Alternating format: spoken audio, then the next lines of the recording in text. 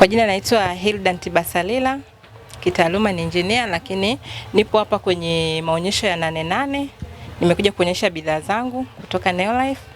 Tuna makundi tofauti ya bidhaa kwa ajili ya afya, tuna usafi, lakini tuna mbolea ya Supergrow kwa ajili ya wakulima.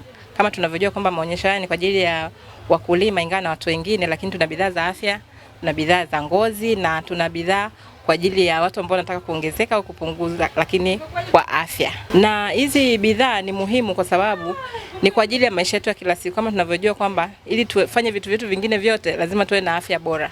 Kwa hiyo tumekuja hapa kuwapa watu bidhaa ambazo ni nzuri kwa afya, lakini pia ni fursa ya biashara kwa watu wengine wote ambao wanatamani kujiongezea kipato endelevu.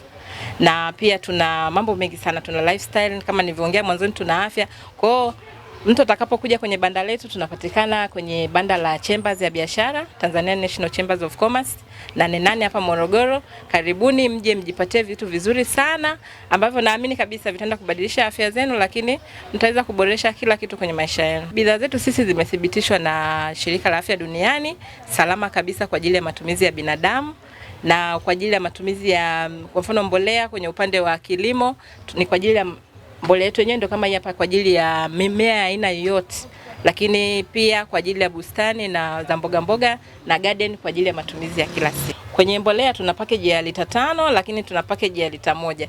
Kwa hiyo jinsi mtu atakavyokuja, haijalisha ana kipato kiasi gani, tutamsave kulingana na matakwa yake na kulingana na budget ambayo anayo. Kwa hiyo tunawakaribisha wakulima wakubwa, wakulima wadogo, watu ambao wanadeal na agrovet.